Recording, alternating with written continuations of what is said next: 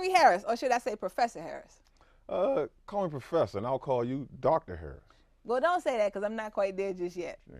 But today we're going back to the fundamentals. Of? Reading. Oh, okay. I thought you were going to mean basketball. Okay, yeah, fundamentals of reading are important. Yeah, because reading is fundamental. True, true. So in today's episode, our guest is going to teach us about reading, how to read, things that you should look for in trying to teach somebody to read, some helpful things like that. Yeah, I'm interested to know why people find it so difficult to read. Nobody likes to read. Let's ask our guest. I ain't going to say nobody, but they say if you're trying to hide something from somebody, you could put it in a book. You heard that one? Yes. What you think about it? But let's ask our guest. Okay. So stay tuned for the Veronica Harris Show.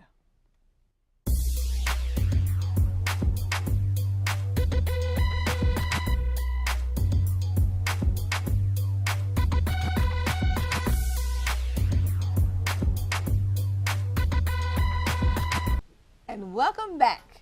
Who are you today, Gregory? I'm a revolutionary, a reformist for education. Really? Yeah, that's what I'm about today. Well, I got my sunglasses on because, as they say sometimes, you can be too cool for school. Right, right. But I'm not too cool for school, so the glasses will come off.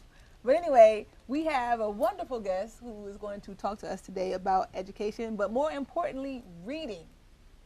Reading is fundamental. That's what they say. All right now. So our guest today is Miss Emma P. Ward. She was born in Coffeyville, Alabama. She attended Federal City College, now the University of the District of Columbia. Did you know that? Didn't know that. Okay. Didn't you get your master's there? Yes. Okay. Ms. Ward received a Bachelor's of Arts in Elementary Education and Social Welfare. She received her Master's in Education from the University of Maryland. She also studied at the University of Ghana in West Africa and postgraduate studies at Trinity University. Wow. She retired from the U.S. Department of Agriculture after 35 and a half years of federal service. Ms. Ward is also a retired teacher. She is active in her community and tutors children in reading and math, as well as taking them on field trips. She has served as a member and vice president of the board of the Southwest Neighborhood Assembly and the Southwest Scholarship Committee. She is the first recipient of the Points of Life Award for Outstanding Community Service. She has appeared in Who's Who for Outstanding American Women. She recently served as Miss Senior DC 2011 to represent the more than 100,000 seniors in Washington, D.C. Wow, welcome, Ms. Ward. Kudos to you. You've been everywhere. Thank you. Okay, first let me ask you, the University of Ghana. Okay, so you actually traveled there and studied in Ghana? Yes. Federal City College at that time had a program where you had to compete, and you had to compete in different departments. I competed in the education department, and I was selected to go to Ghana to represent the Department of Education at Federal City College. Wow. And I attended the University of Ghana at Legon. Okay. Yes. All right. Well, for all of you who might not be too up on your geography, just go to the map, look up Ghana and in the continent of Africa, and it's a lovely place. I understand it's a lovely place, very colorful, a lot of great people and things of that day. A lot of good architecture there, a lot of very buildings, and just the sites in there are just amazing. And the people are beautiful. That's what I hear too. Beautiful. Very beautiful. Yes. So, and you're also a part of the Masters Club, just like the other of us. So, high five to you on that. Okay, we're all part of the Masters Club. All right. And Gregory, do you have anything on that? Because you look like you're ready. You been to Ghana? You was talking like you been to Ghana. No, I've been a lot of places, over 20 countries, but no, not to Ghana. I've been to every continent except for obviously Antarctica, and I haven't been to Africa, but I know you have. Yeah, I've been to Africa, not to Ghana. I was at a museum very recently, and it was the tapestries that came from Ghana, but enough about that. That's a lot of schooling. You wasn't tired of sick of school? Listen, I've never been tired of school. Never. Well, let me tell you what happened to me. When I graduated from high school, I applied for 2 colleges. Both of those colleges rejected me. I was devastated because I was a good student, but I was not good at testing. And it took me 8 years to pull myself together. Wow. And then when I applied at UDC, it was Federal City at that time, they had a lottery system. I didn't get in that first year. I wanted to be a member of the first graduating class, right? So the second year I applied, and the rest is history. I went in there full-fledged. I was working full-time, and I never took any less than 12 credits. So my whole life was devoted to education. Here was the opportunity that I had waited for all my life, and I was finally getting over having been rejected. And what really persuaded me to go back to college was I was working as a secretary, and I would read some of these papers that some of the people wrote, right? And I said, oh, I can do this. In fact, I had to edit a lot of them. And that was the one factor that really encouraged me to go to school. That is an amazing story. I mean, not just, you know, your bio and everything that you've done, but to hear that in the beginning there was the rejection and how it took you, you know, several years to get back into this, your space, at least mentally, where you were ready to go forward. And then you, once you got in, you just was like, okay, I'm making the most out of this opportunity. So what it shows for us is that it's never too late, never give up, and sometimes timing is everything, because maybe you weren't ready at that time, but then later on, now you were ready, so it was time for you to go. And then I ran into some roadblocks when I was attempting to get my bachelor's degree. First of all, I was working full-time, and I had a supervisor who had promised me a raise. And when I got to the other job, he didn't give me the raise. And I said, okay, that's fine. Let me be your receptionist and allow me to take a course during my lunch hour. So that's what I did. And I was able to get about 10 to 12 credits doing that. Because they had, you know, at that time Federal City had locations throughout the city. You could go to one class in this building and you go across town and go to another class. Wow, that is truly a good story. I mean, and so inspirational, not just for young people, but for older people, for people in general. Just a great story. I really love hearing that story. So, real quickly, because we are going to go into a break soon, but you are a retired teacher, okay, and you tutor in math and reading. I could use some tutoring in math, because you know me and my struggles.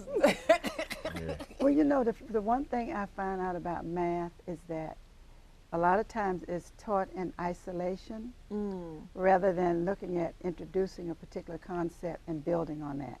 Right. For example, when you talk about adding, subtracting, multiplying, dividing, they all relate, dividing, they all relate.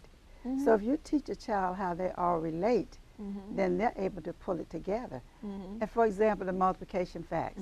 We learn how to count by ones, we learn how to count by twos, fives, tens, right? That's all multiplication is. You're counting by numbers. Like if I'm saying my threes, I'm going to say 3, 6, 9, 12, 15, 18, 21, 24, 27, 30, 33, 36. You're only required to go. You could teach. But that's how we learn. Yes. Like when I jumped out 5, 10, 15, 20, 25, 30, 35, 40, 45, 50, 50, jump out. And that was like how we did it back in the day. And you're right. If you go fight, and it was like, and then you know when they do the chilling, 2, 4, 6, 8, who do we? Right. But see, when we get ready to do the threes and the fours, we don't teach the kids. It's the same thing as you learn in the two ones, the fives, and the tens, because they can count. I actually do that with my PE classes. We, you know, instead of just doing our, well, we don't do jumping jacks. Instead of doing our push-ups and counting by ones, tell them count by twos, count by fours, count by threes, that sort of thing. Right. Yeah, I'm on it. Right. I'm on it. And not only that, you know how much our kids like to dance, right? Yes. So when I'm teaching the multiplication facts, I'm saying, giving me a geometric figure like 3, 6, 9, 12. Oh, they will. They'll learn them in a heartbeat. And it's really interesting. About 5 years after I had retired, I ran into a student, and the student said, "Oh, I know you. You're the one who taught me multiplication facts, 3, 6, 9, 12." And she said them in front of me. Wow. So it was beautiful, and that was really a good way. And not only do they, it's fun. Learning is fun. It is. It is. Now, Miss Emma, you say learning is But fun, hold on, right? wait, hold on. We're going to let you start. No, only It's going to be really quick. Diva. Not a diva, I'm a reformer. Wait a minute. I got to get it in. No. So, when you kept going back to school, you say learning is fun, but wasn't it primarily so you can get a bigger income? Not necessarily the bigger income. It was, you can't just say I'm going back to school to get for more income, because there's so many other factors involved in an education. It's more than just the money. You don't believe, you go and work on a job that you don't like, and you only get paid once every 2 weeks. It's awful to have to get up and go to a job every day that you really don't like and just going for the money. And believe me, it not only do you feel it, but other people see it. They can tell by the way you right there, produce. because we got to go to a break. But you know what? I left a job that paid good because I couldn't stand it. Money got to go. I wasn't there. I wasn't happy. You wasn't there for the money? I was there, but when I didn't like it anymore, it was time for me to jet. I was like, money be danged. I'm out. But anyway, like you said, we are going to hold up because we got a lot more. We're going to learn about counting. But I appreciate that. But you know what? We're going to be right back, so stay with us. And when I said so stay with us, but we'll be right back. Bye. This is the story of a boy who didn't talk for a long time. The boy liked things to always be the same. Any changes would scare and upset him. The unknown was an unfriendly place. The boy was very sensitive to lights and sounds. So he built secret hiding places where they couldn't get in. The boy didn't like looking people in the eye. He wasn't trying to be mean, it just made him feel uncomfortable. Sometimes he would flap his arms again and again. One day, I found out I had something called autism. My family got me help. Slowly, I found my voice and learned all the ways I could live with it better. Early intervention can make a lifetime of difference. Learn the signs at autismspeaks.org. And we're here with our guest, Ms. Emma P. Ward, educator extraordinaire. And I have on my pro nerd glasses. You know, as anybody has probably seen me, especially on social media, with my little partner in crime, we're always talking about, being pro nerds. In other words, that's an homage to being intellectual. Like, it's cool to be intellectual, it's fun, and we have fun with our little pro nerd glasses. So, Gregory, reformist, educator. Professor, you can call me professor. Okay. Anyway, when we last left off, we were talking about different ways to learn math, and how that when certain concepts, because it doesn't have to be math, are taught, they should be taught not in a vacuum but within context. And that's something that I always say, that you have to be able to put things into context or use them contextually. And with reading, especially, I always say look for the context clues. Yes. To help you understand. So your big thing is reading. Yes. Now, something you told me about earlier was called concept of sight words. Yes. And what are these sight words? Because when I learned to read, I just learned to read. I didn't know there was such a thing as sight words. Okay. But they're very important. Yes, they're very important. They are 220 words that an individual with the last name Dolch put together. And what he said is that children should learn these 220 words. And when they come across these words in the reading context, they're words that you can't really sound out. You have to learn them. They say sight, you have to see them by sight and learn them. And they're very simple words like and, away, big, blue. And the way they're structured is that they start with 4-year-olds, go to the 5-year-olds, and all the way up to 3rd grade. But my philosophy is that when a child is 3, or even when a child is talking, you can actually say those words. Have the child look at them as you say them, and that child will know those words. And I present all 40 of them at one time. Wow. And then once I present that 140, that 40 words, then I'll go back and say, what's this word? It can be I. What's this word? Can. What's this word? Run. And play. Oh, you can read. And you can see the excitement on their face. They'll go and say, oh, I can read. And you just keep doing that. And then you have them say certain things that have these sight words in it. And the rest is history. Now, you were also telling me something that was very interesting, and we won't say what specific, the specific name of a book or something, but children's books, they are required to have these sight words in them, correct? Yes. Every level of reading has certain words in it. And usually you start out with the basic words. And those words are in those readers. Say, for example, if you were reading a book and you picked up a book and you see a child running with the ball, right? It can easily say, I can run and play. And that way, if the child has learned those sight words, they can read that whole sentence. Then the next sentence is going to probably have something in it, I can.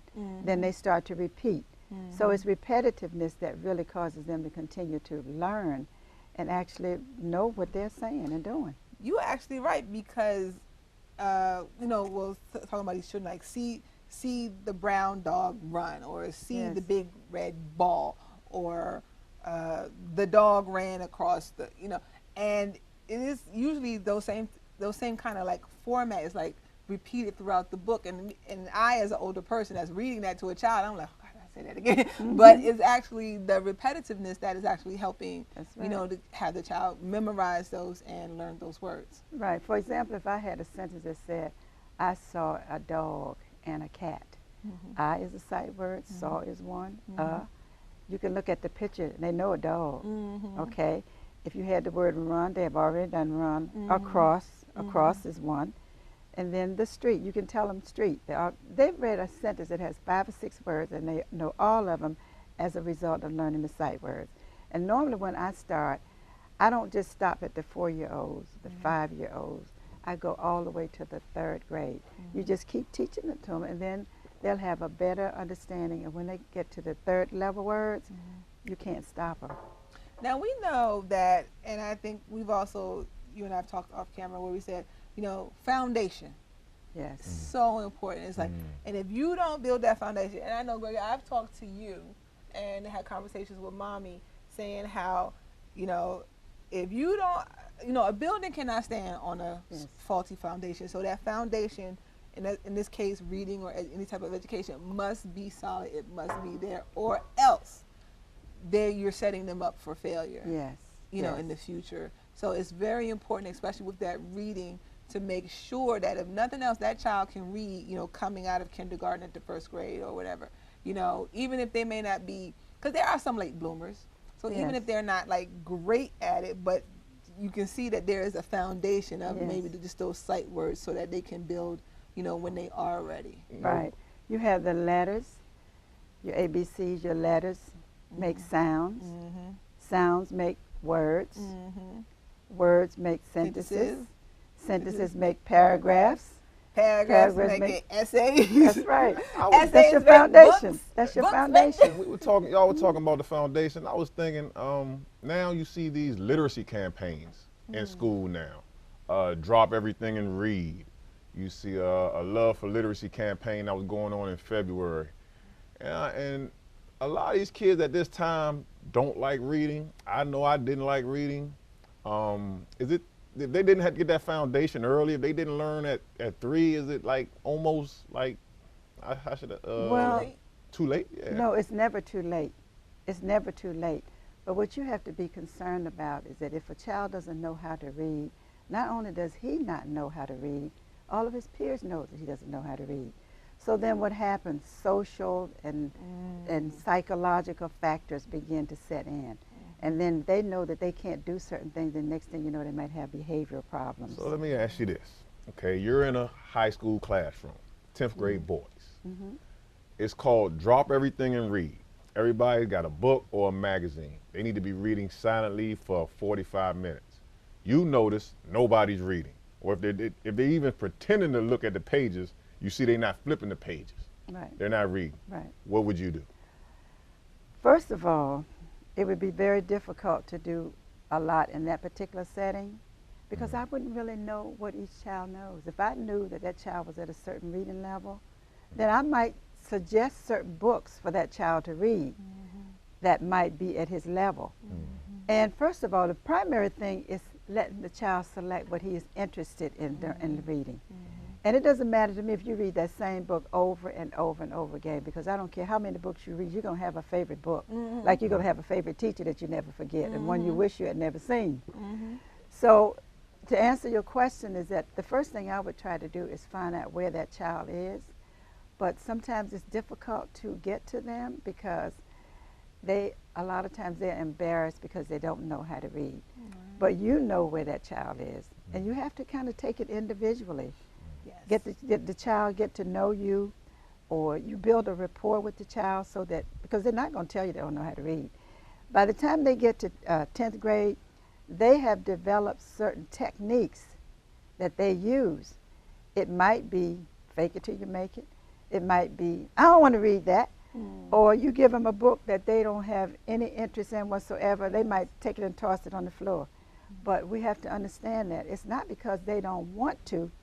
A lot of instances they've been allowed to continue without having gotten their foundation. Wow. And it's like a building, it's going to crumble at some point. Right. Wow, that is so, everything you said there is so like spot on and is so correct. I know in my class with health, it is a lot of reading, but even from a health perspective, I try to find what is it they're interested in. And that's usually through autobiographies that I have the kids write, and that's for me. So that's so I know where they are, what are their interests and things of that nature. So when I'm talking about something in class about health, I try to find, you know, those things that are going to be related to them. I remember last market period, I had a group of kids that were, all of them were very much into sports. Basketball, they wanted to talk, so you know what? Every time we talked about health, I always, you know, angled it to a basketball perspective. So to grab their interest in things of that nature. So. And I try to select things that they might be interested in and do it through like videos. For example, teaching English, I have this one video called Word Crimes. If you ever get a chance, look at it. And it gives you a whole background on grammar. And then if you want them to learn about different countries, go in on this group called Plan for Change. They come across all different countries. And that would be your opportunity to have them do different countries. And then one of the things that I did when I taught 6th grade, I kept the alphabet up. ABCs all the way up, right? But I would do it by countries. For example, if you had an A, you would have to have Algeria, you would have to have all of it. And when you walked out the door that afternoon, you'd have to say one African country. It didn't matter to me if the person ahead of you had just said it, as long as you said an African country. And the same thing with teaching European history. You would have them do it alphabetically. It was awesome. Well, that is very good. And you know what? We're obviously going to have you back. So. Why? We out of time? Yes, we're out of time. I would love to come back and teach you, tell you about my concept of what I do to teach writing. Oh, okay. Well, we definitely, that's a date. All right, so we're going to have you for that. And if we understand, we understand that you're going to teach us about writing. But yes, we will have you back. But right now, we're going to take a break. And when we come back, it'll be What is Veronica Thinking? And I'm thinking about a lot right now. You got me thinking. We'll be right back. We just finished dinner and it was time for homework. He hates homework.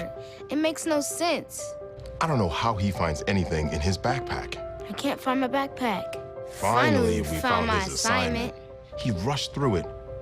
I wonder if he even learned anything. I wasn't gonna get it right, so I just wanted to get back to playing my video game. At least I'm good at that. I couldn't even read his handwriting. Holding the pencil makes my hand hurt. I know he's bright. Why is it so hard for me? He's I'm just trying gotta as try a hard little as harder. I can.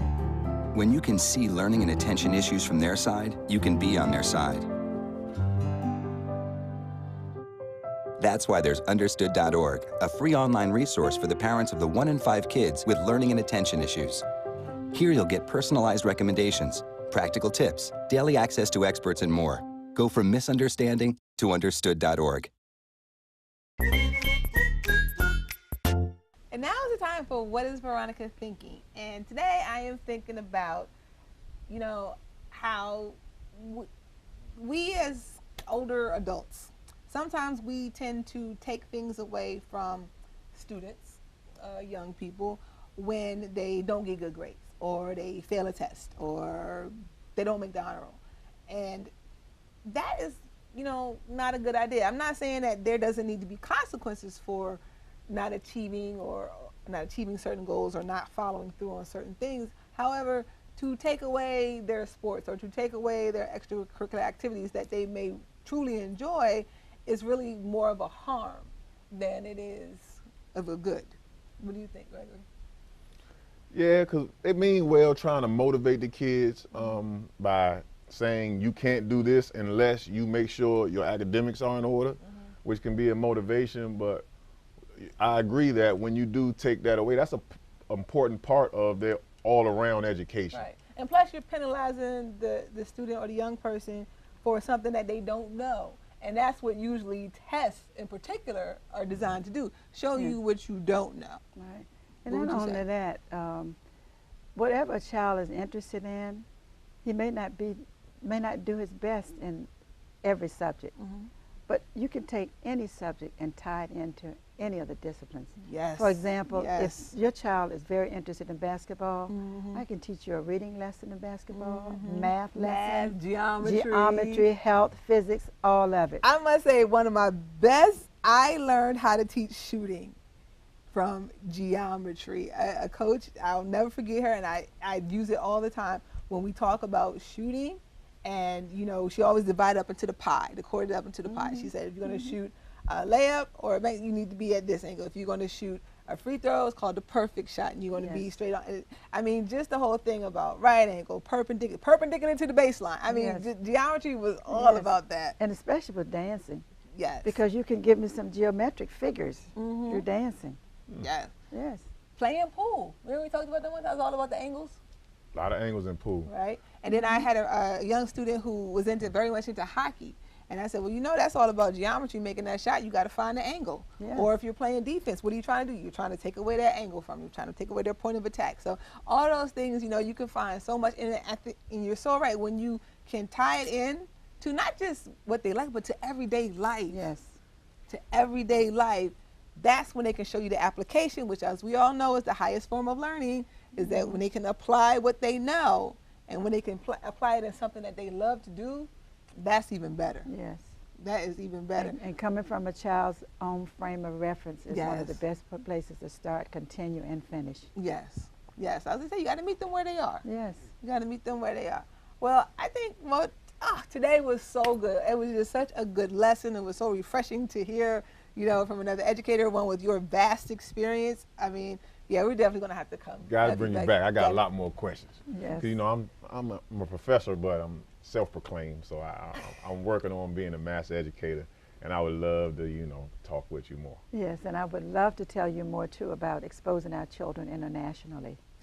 Yeah, well, we both had that thing. You know, I was an exchange student, and he's traveled a lot, and I continue to take students overseas. So, oh my God, we have so much to talk about, but we don't have enough time to do it today. So, everybody, please come back. Please come back when Miss Emma P. Ward is here, because she is going to tell us so much, and it's going to be such a good time, and you are going to be informed, educated, and entertained. So, thank you for watching the Veronica Harris Show, and see you next time.